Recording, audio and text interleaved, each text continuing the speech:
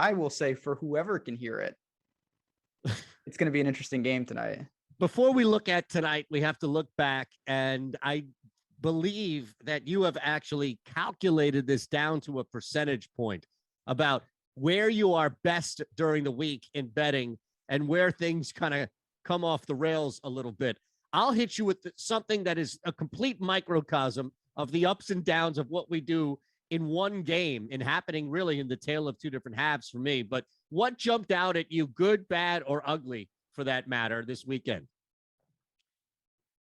So what perfect time. Of course, the volume comes back when I have to talk about the Browns. I wish we kept it on mute. Yes. That hurt. Obviously, that's been a pain point for me all year.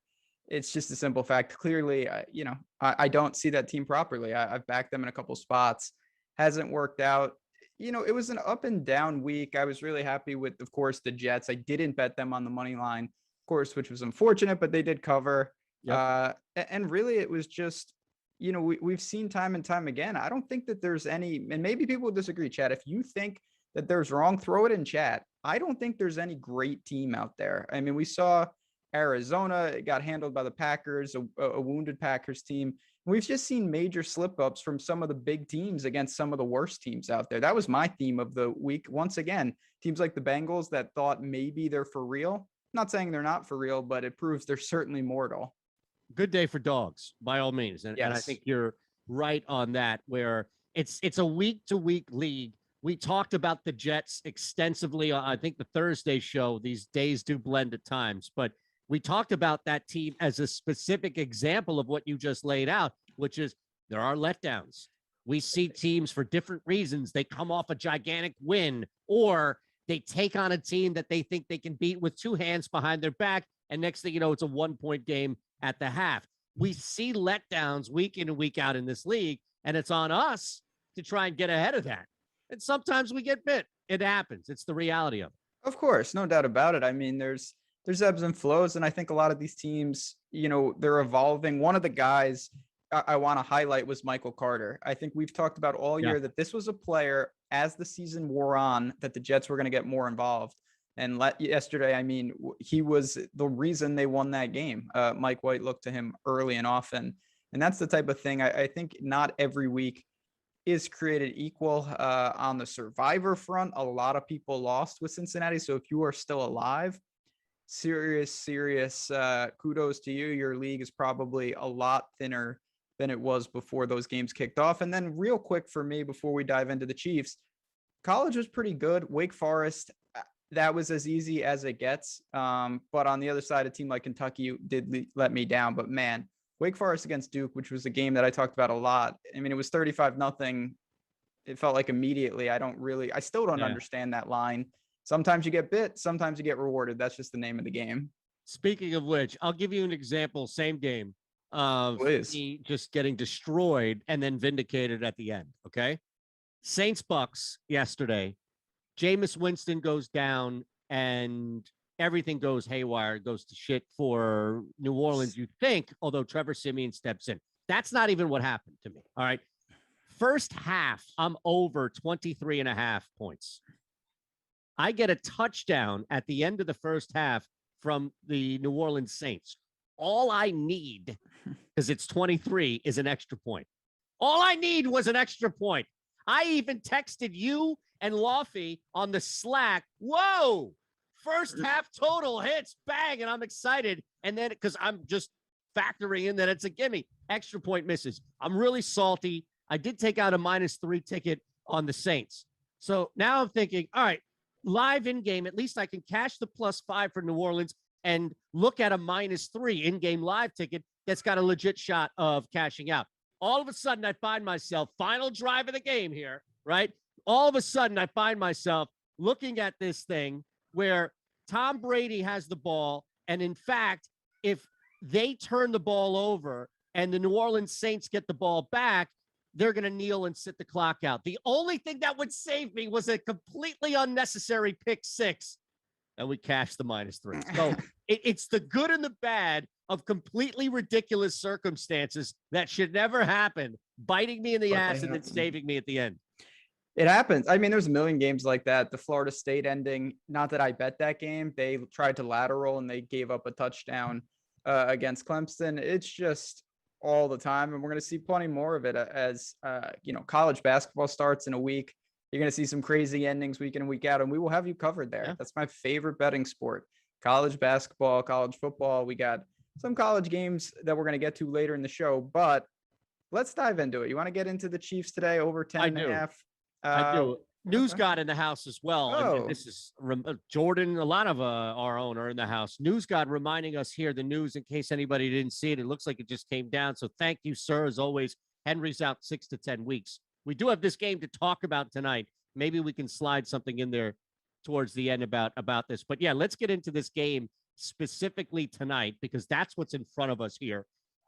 10.5 points. It was down to 9 at one point earlier in the week, Ben, because of the concerns, I guess, with Patrick Mahomes. It's back up to 10.5. Do you have a play on a side or total tonight? I like the don't have a play on a side. I think that's about right. I think the Chiefs will be a popular teaser piece. You know, they're just at home in Arrowhead. They're not the best team in the world, but they're still the Chiefs. I like the under if you can find 52.5. It's just a product of we're going to dig into the game in every aspect. I think both teams at points will be inefficient offensively, and I think both teams at points will lean on the running game, and that could chew up a lot of clock. So it's a good number to go under in the sense of the half point there. I don't feel great about it, but when I looked at the sides, it was a complete pass. I have a lean to the under, and that stood out. I talked about that this morning on the breakfast menu. Where does it drop for you? What's the ceiling, or I guess technically the floor here, that you would hit? You mentioned if you can get it at 52.5, that's where we have it. Last I see on BetMGM, which is a great place now that you can go use our links right below. We're going to get you 1 free month of Awesemo three. Yes. I'm used to elsewhere where it's only 1. Here we still have the big package for you. Damn right. So 52. I see it elsewhere at 52. No need to go elsewhere at 52 because it's 52.5. But what happens if somebody is watching this later on and they go to BetMGM and it's at 52 or even 51.5? You're still over that key number of 51. Where does it stop the underplay for you? Yeah, I mean, the moral of that story is you should be clearing your schedule at all times to watch this show live. Fair enough. And we appreciate you hopping in late. No, I mean, honestly, it's not a play where I'm, oh my God, this is got to have this. To me, 52.5 is the right number. If it drops to 52 or 51.5 and you like it, maybe you play a little reduced units. But I just look at this. I think the run heavy attack, potentially the Giants, it's so hard to evaluate them because we have every week is a new cast of characters. You know, Galladay is out, Saquon is out, Tony Shepard, those guys have come in, Booker is in, Daniel Jones is back. So it's a little tricky to evaluate, but I think the one thing that I've taken away, Darrell Williams and even Booker to an extent can both have effective games on the ground. It could chew up a lot of clock. I like it. I do. I was trying to figure out if there was anything that I could play off of that total when it comes to, like first quarter are usually tight quasi crapshoot markets unless you have some sort of angle or play coming into it.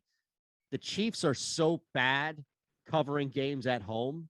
They're not great early on as is. I think they have failed to cover like 8 of 9 right at Arrowhead. It's just a bad scene overall. And a lot of it is because of these bigger numbers that they have to lay. It's not just because they're a bad team.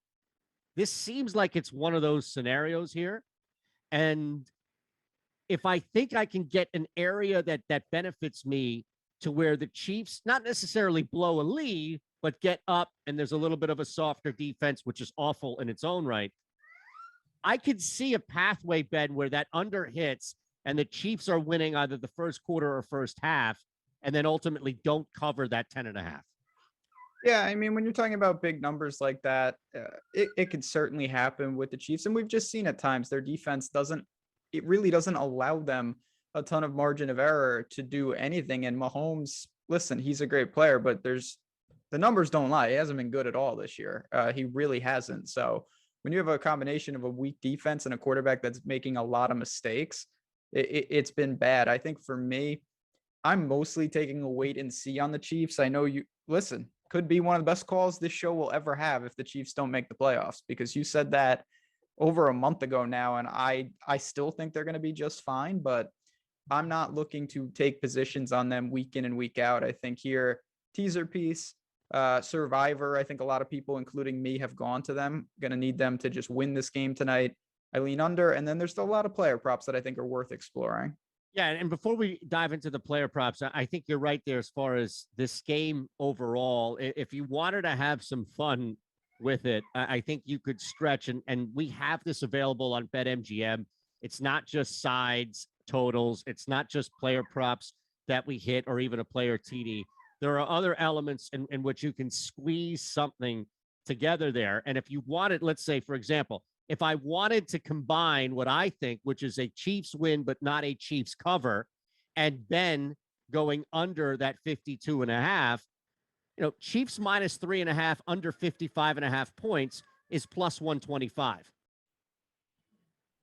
Yeah, I mean, you give up a lot when you do things like that. I get what you're saying, that the game scripts, it's certainly, if it goes under, that helps the Giants. Clearly, when you're getting a lot of points, it's hard to cover a pretty big number if you don't score 50 points in a game. So I get that. I think for me, it's just it's hard. I'll be honest. I think the Chiefs are a really tough evaluation because at times they have looked like they still have it, but then maybe they're just simply not that good. And tonight's going to tell a lot, because it's Monday Night Football in Arrowhead against a team that I don't think anyone is calling for the Giants to be anything else besides, I'll use an NBA term, a lotto team. They'll be picking the lotto style. They're not a good football team. So I think a lot of people will put the Chiefs in things and lean there. And I get that. I'm not going to be laying 10.5. I'd look for other ways to do it. Chiefs minus 3.5 under 50.5 gets you plus 190. I like that better. I think that's a better number. A squeezable total right there. I get that you're dropping it by 2 points and you're just under that 51, but I get from you that the under 52.5 plays is something where and again, this is what I'm taking from it, is more of a 47, 48, where you're not really sweating this out as much as you're coming in at 51 tonight. Yeah, it's pretty fragile, I'll be honest. I think that it's just the right number. Yeah. I don't. Both of these teams, for what it's worth, in a neutral game script, pass a lot, and that's concerning. They both play pretty fast. That's a little concerning. But I think they're both pretty inefficient at times. Turnover, I think both teams are live to go for it a lot. That can create a lot of points, but it also can stall long drives at times. So I think these are two teams where a lot of things can happen. But to me, when you get numbers like that, one or two fluky plays can torpedo a total very quickly. I kind of think that happens tonight. All right, let's look at some player props here. We will look at that Titans-Rams game. We have to before we get out of here with the news of Derrick Henry. It hit last week. I have another way too early to tease play for you. That 13-point monster teaser hit across the board.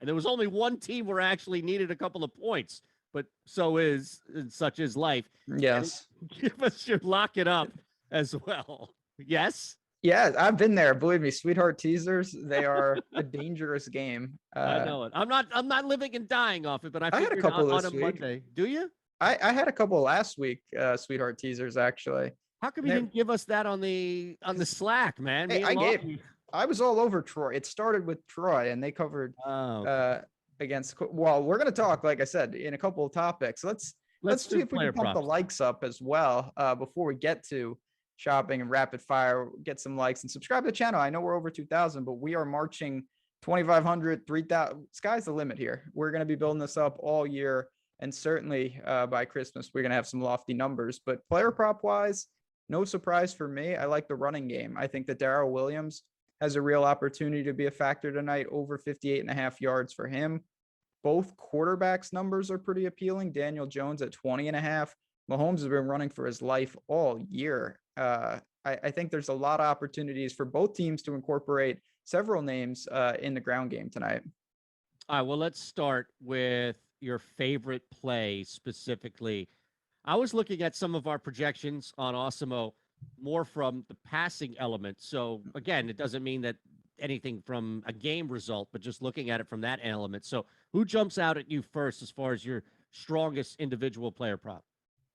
So I think that there's opportunities again in that running game. When you look at both teams, they've struggled. Kansas City, 4.7 yards allowed per rush. That's 29th in the league. The Giants are not much better, 4.4. That's 23rd. So I look at someone like, Darrell Williams. I think he, again, will have opportunities. When he's been given opportunities, he certainly can get it done. And then you look and you say, oh, well, this guy, he only had 5 carries last game. They lost 27-3 and they were never in the game. So I throw that out completely.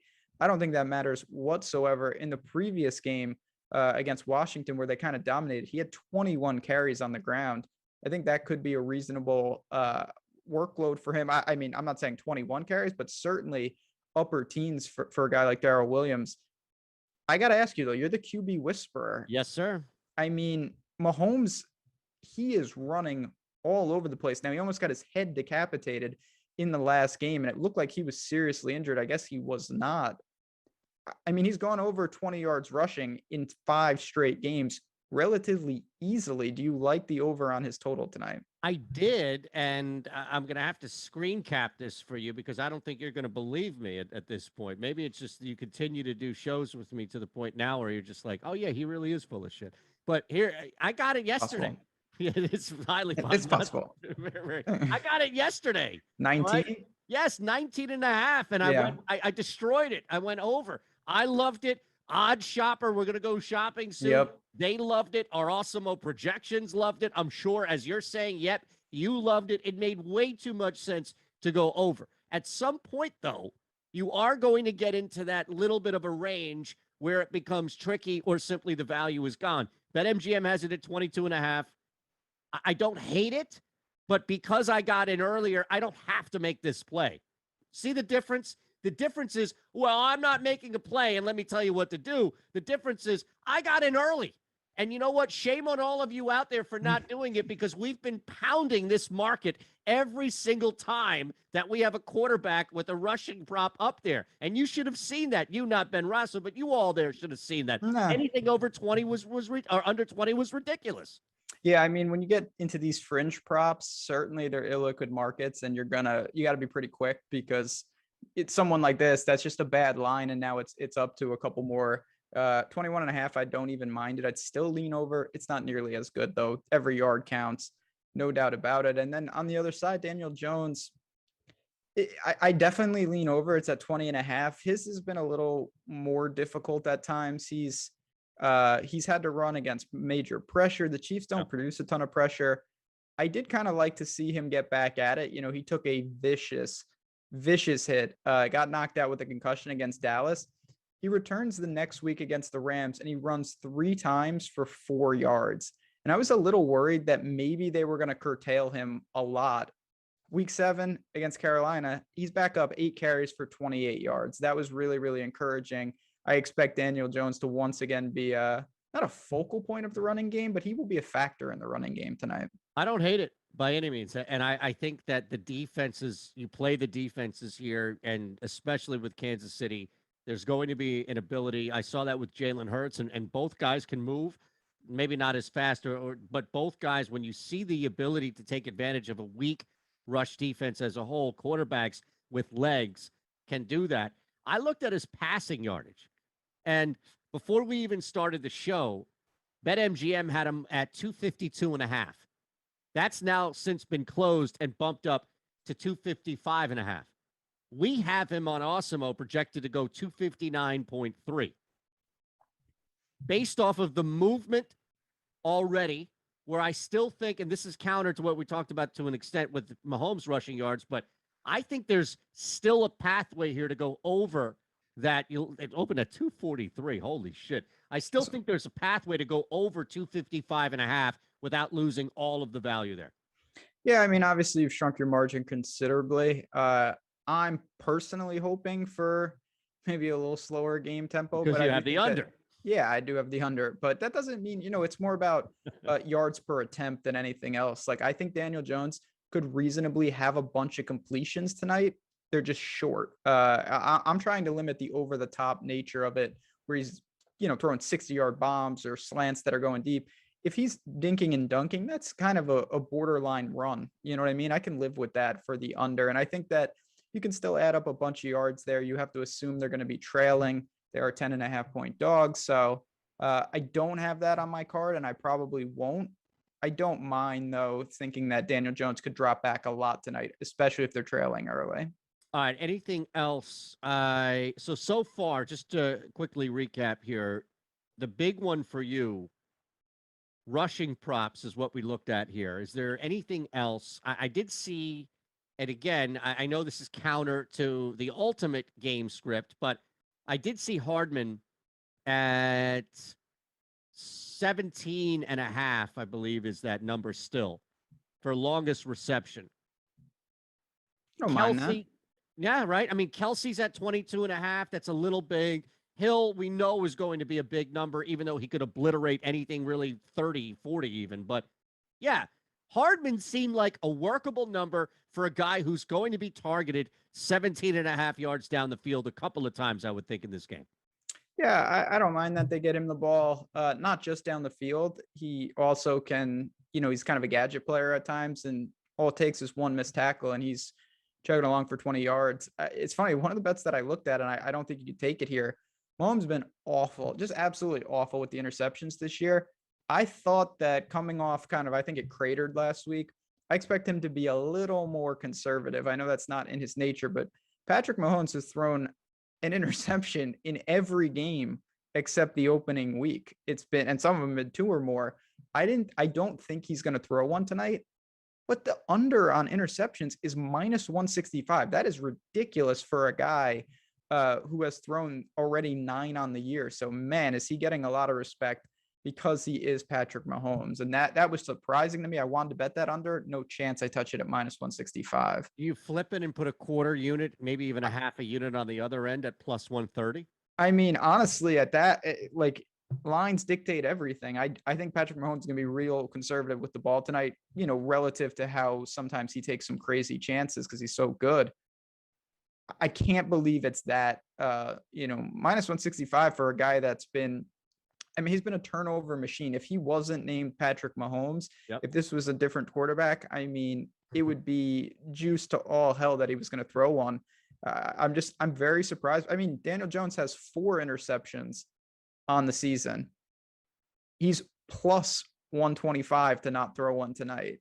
That's kind of crazy. Mahomes has double the amount of picks, and the line's not even close. Yeah, and I don't even know if there's anything that's workable with that. No, it's crazy, but it's a pass for me. Yeah, makes sense here too. All right, my friend, we'll still lock it up before we get out of here. I see Kevin Bloomfield all over, and a couple of college plays. UNC. Oh, that's a tough one. UNC Wake. It's gonna be a wild one. Yeah. Wake getting 3 at UNC at North Carolina. I don't know what to make of North Carolina, enough to maybe stay away. But let's look at, let's go shopping, right? Sure. That's what we'll do now. Yes. And I have to give Odd Shopper credit because they have these bet parlay parties. I don't know the specific term for it. I probably should, since we're going to talk about them right now. But you'll see it up there. The prop party parlay is what we have on Odd Shopper, where they're going to put together 2, 3, 4, 5 of the best ROI or even win percentage bets for you in a multi-play parlay. Depending on what state you're in, you may not be able to put them all in the same ticket. You may have to do a couple of different smaller same game parlays. Crushed one last night based off of just Odd Shopper's prediction. Over 3 rushing yards for Mahomes or for Cousins and under 79 for Ezekiel Elliott. Just more of an example of everything being done here for you. Ben, all I had to do was just look at it, go to the ticket, and place it, and I win. It's really that easy. Doesn't mean it's always going to win, but it is that easy to identify these bets. And as we've talked about, save so much time. There's so many props out there. There's so many lines. You go to Odd Shopper, you filter by ROI. This is what I do. Every single day I go there, I take the top ROI expected bets. I don't bet them right there. I dig into them. I look at what I want to look at, and then I say, okay, I agree. If I don't agree, maybe I leave it off the card. It's up to you at the end of the day. but this is a great way to save a ton of time. And I obviously trust all the great tools that we have here. They've been very, very positive for me in the betting market. So we're looking tonight. You've got things with those rushing yards, and also Patrick Mahomes completions under 26.5. I think that's pretty interesting, because if the Chiefs get out ahead, again, I think it turns into a ground game a lot. I don't think they're going to have Mahomes throwing the ball 50 times, particularly if they cover this number. So for me, Mahomes under 26.5 completion is going to be on my card. I love that. And again, think about all of the different ways in which you can use the single game props that we have for you.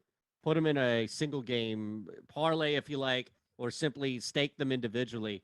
And then look at the win percentage for that. 659 technically, where you're getting positive plus money on a return for that. It's not bad by any means. Not at all. I mean, again, million ways to do that. You can identify a lot of different things.